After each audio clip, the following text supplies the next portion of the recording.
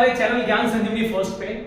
और आज हम डू एज डायरेक्टेड मतलब सेक्शन सी का डू एज डायरेक्टेड वाला जो क्वेश्चन है, ठीक है, जिसमें आपके ग्रामेटिकल पार्ट पूछे जाते हैं, उसको आप सॉल्व करवाएंगे। तो पेपर नंबर फर्स्ट जो है इंग्लिश का, वो तो ऑलरेडी सॉल्व है, उसके आंसर्स दिए गए हैं। तो हम पेपर नंबर सेकंड से स्टार्ट करते हैं। तो पेपर नंबर सेकंड का सेक्शन सी पेज नंबर 156 पे है, पेज नंबर 156 पे है। ओके, हम आज गाला सॉल्व कर रहे हैं, गाला paper solution, gala paper solution.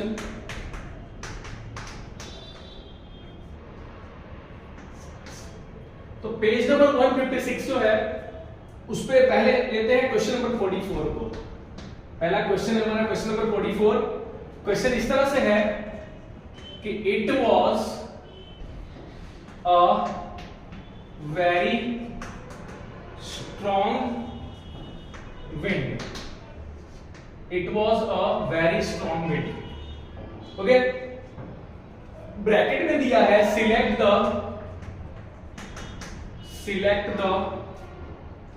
Correct exclamatory sentence, select the correct exclamatory sentence.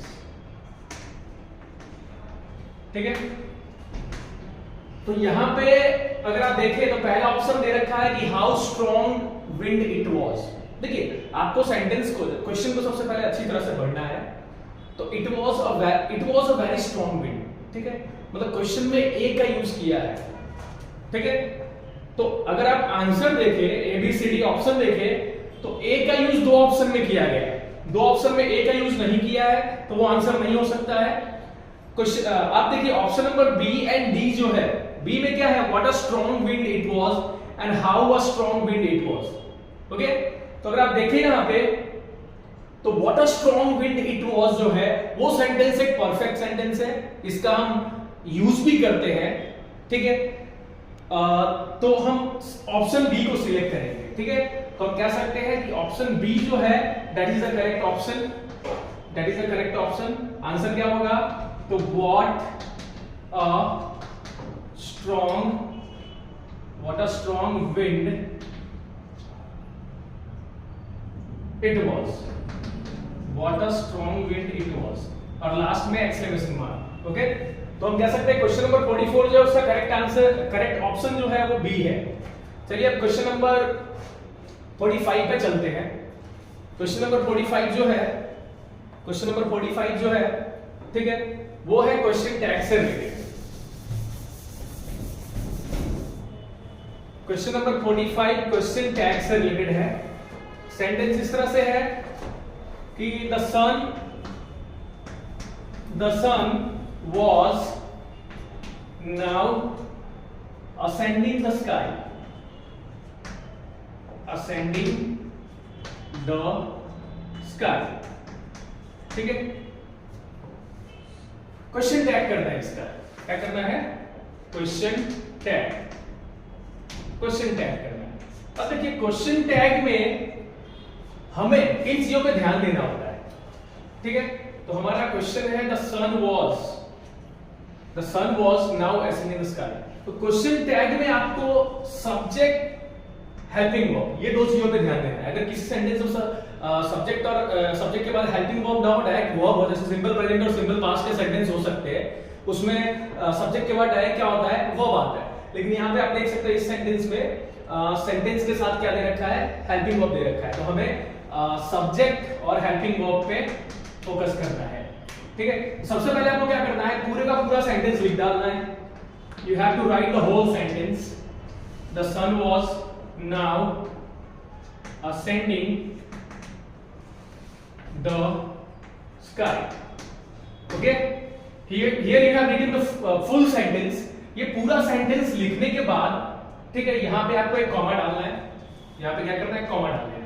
ठीक है, अब देखिए ये पूरे का पूरा सेंटेंस जो है, मतलब क्वेश्चन जो पूछा गया है वो सेंटेंस अगर पॉजिटिव हो तो उसका क्वेश्चन टैग नेगेटिव बनता है, और ये सेंटेंस अगर नेगेटिव होता तो क्वेश्चन टैग पॉजिटिव बनता।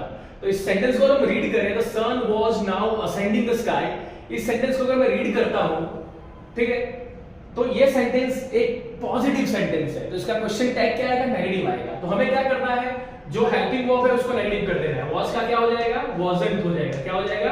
wasn't। ठीक है, यहाँ पे जगह कम है तो मैं कॉमा यहाँ पे करके फिर लिखता हूं, तो क्या आएगा? wasn't। was not मत लिखना, wasn't लिखना। ठीक है, wasn't।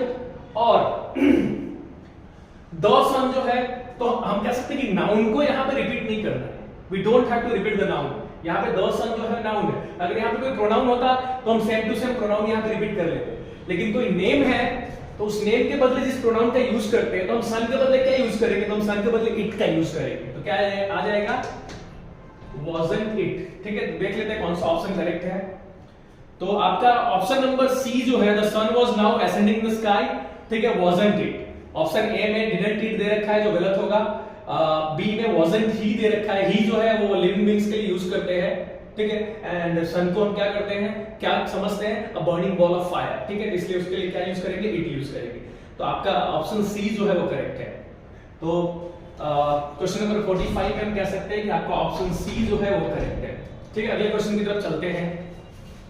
तो आप यहाँ पे देख सकते हैं कि हमारा अगला क्वेश्चन क्या है। तो हमारा अगला क्वेश्चन नंबर 46 जो है, वहां पे क्वेश्चन ये है, the issue was too complex to solve. The issue was too complex to solve, मतलब मुद्दा जो था वो बहुत कॉम्प्लेक्स था, सॉल्व करना आसान नहीं था। ठीक है, अब देखिए यहाँ पे क्या है, select the sentence without too. इसका मतलब ये है कि आपको रिमूव टू करना है, टू को रिमूव करना है। तो रिमूव टू के रूल क्या है? तो हम पहले वाले टू को हटा के सो का यूज करते हैं, ठीक है, और दूसरे वाले टू को हटा के दैट का यूज करते हैं।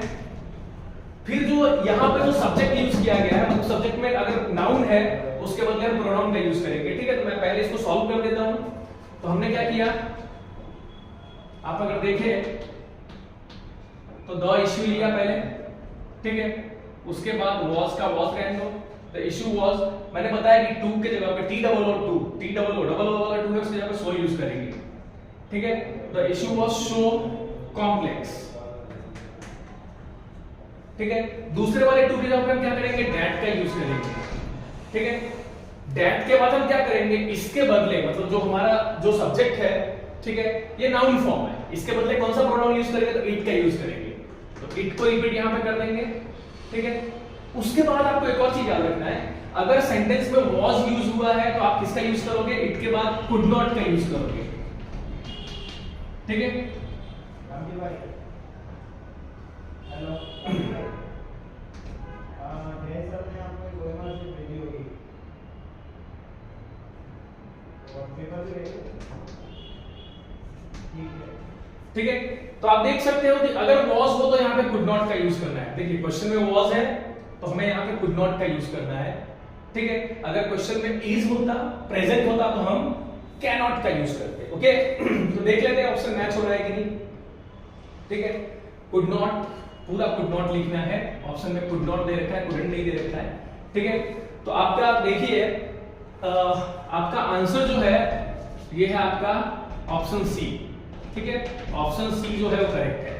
ठीक है, ऑप्शन सी में हमने क्या किया है, पहले वाले टू को हटाकर हमने सो का यूज किया है, दूसरे वाले टू को हटाकर हमने दैट का यूज किया है, फिर हमने क्या किया है, ये सेंटेंस जो है पास्ट का, इसलिए यहाँ पे could not का यूज किया है।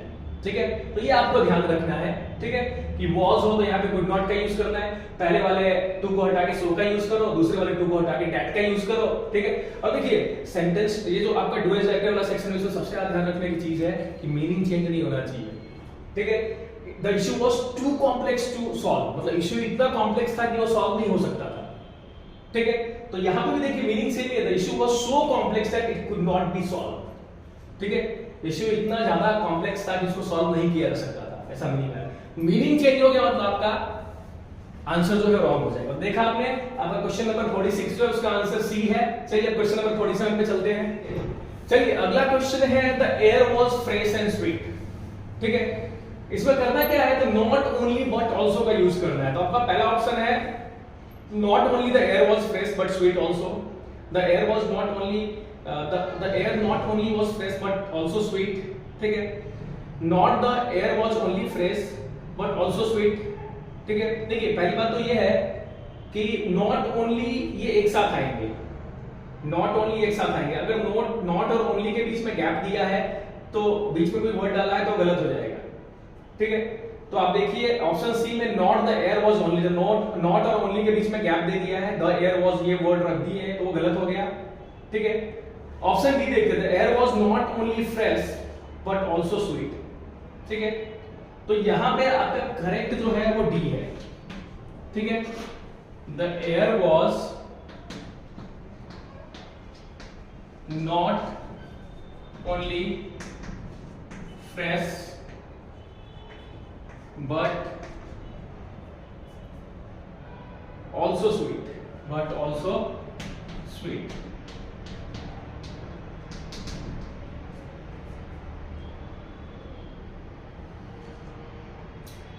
आप ऑप्शन ए भी बहुत करीब है, लेकिन आप देखो बट और ऑल्सो के बीच में स्वीट वर्ड डाल दिया है, ठीक है, तो इसलिए वो भी इनकरेक्ट होगा। तो 47 का आंसर डी आएगा, 47 का डी।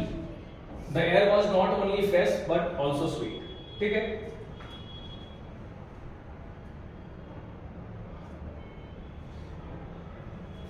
चलिए नेक्स्ट क्वेश्चन पे चलते हैं।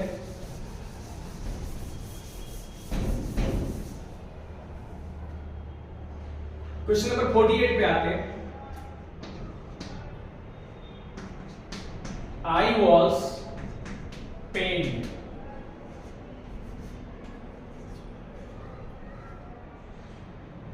that I was not able to thank them.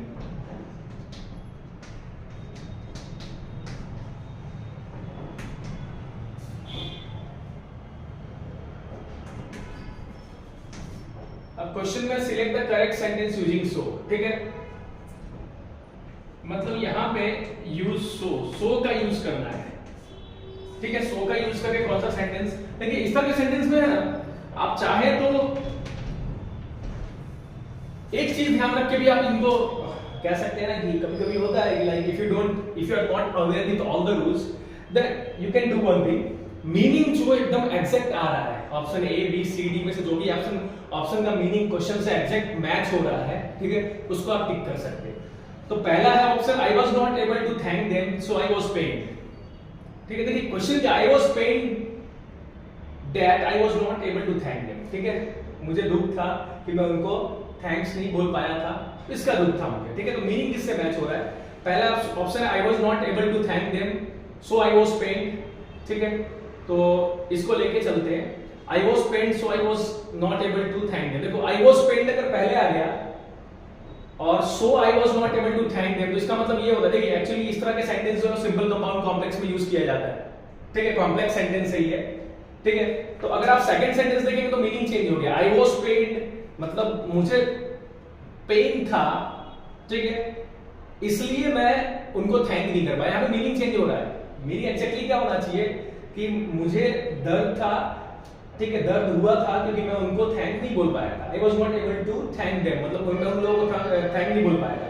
तो ऑप्शन बी का तो मीनिंग मैच नहीं हो रहा है, so that I was not able to thank them I was pained, so से स्टार्ट हुआ है सेंटेंस, ठीक है, ये भी रॉन्ग है। डी में भी सो से स्टार्ट हुआ है, रॉन्ग है। तो हमारे पास एक ही ऑप्शन बचता है, ऑप्शन ए। तो ऑप्शन ए आपका करेक्ट ऑप्शन है।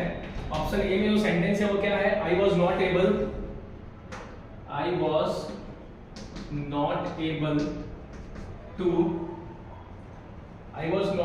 To thank them so I was pained, मतलब मैं उनको थैंक नहीं बोल पाया था इसलिए मुझे दुख हो रहा था, देखो आप इन दोनों का मीनिंग एग्जैक्टली मैच हो रहा है, ठीक है। बी वाले का मीनिंग मैच नहीं हो रहा ऑप्शन बी का, ऑप्शन सी डी को तो हम अलग ही रख देते हैं, सेंटेंस कोई सोच से स्टार्ट किया है, दैट मोस्टली डजंट हैपन। तो ऑप्शन ए जो है हमारा वो करेक्ट है, ठीक है। तो इस तरह से आज का पेपर नंबर 2 का जो डुअल्स डायरेक्ट वाला क्वेश्चन है, ठीक है, 44 to 48 उसको हमने सॉल्व किया। मैंने व्यवस्थित आपको समझा दिया कि क्यों, देखिए मैं सिर्फ आंसर लिखवा दूं that is not enough, I have to tell you the reason, because हो सकता है इस तरह के सेंटेंस आए एग्जैक्टली ये सेंटेंस नहीं आए, तो अगर आप समझ लोगे तो आप क्या कर सकते हो, आराम से दूसरे टाइप का सेंटेंस आए तो आप उसको आराम से सॉल्व कर सकते हो, ओके। और इसके रिगार्डिंग जैसे रिमूव टू के रिगार्डिंग डिटेल में वीडियो हमारे चैनल ज्ञान संजीवनी फर्स्ट पे आपको मिल जाएगा, ठीक है। दूसरा नॉट ओनली बट ऑल्सो, ठीक है, क्वेश्चन टैग, ठीक है, simple compound complex already video available है। तो इसके मतलब ये अभी मैं सॉल्व करा रहा हूं, लेकिन इसके रिगार्डिंग अगर डिटेल में वीडियो चाहिए तो हमारे चैनल ज्ञान संजीवनी फर्स्ट पे आपको वीडियोस भी मिल जाएंगे। तो इसी के साथ आज का जो गाला का पेपर सॉल्यूशन है, आज हमने पेपर नंबर 2 का सॉल्यूशन किया है, ठीक है। आज हमने पेपर नंबर 2 का 2s डायरेक्टेड वाला सेक्शन है, 2s डायरेक्टेड सेक्शन सी में 2s डायरेक्टेड जो है, ठीक है, उसको हमने सॉल्व किया है। कल पेपर नंबर 3 का 2s डायरेक्टेड वाला सेक्शन सॉल्व करेंगे। तो आई थिंक आपको ये वीडियो नॉलेजेबल लगा होगा। तो इसी के साथ आज का वीडियो खत्म करते हैं। इस तरह के वीडियो देखने के लिए हमारे चैनल ज्ञान संजीवनी फर्स्ट को सब्सक्राइब कीजिए, वीडियो को लाइक कीजिए, शेयर कीजिए, नॉलेज बढ़ेगा। Thank you.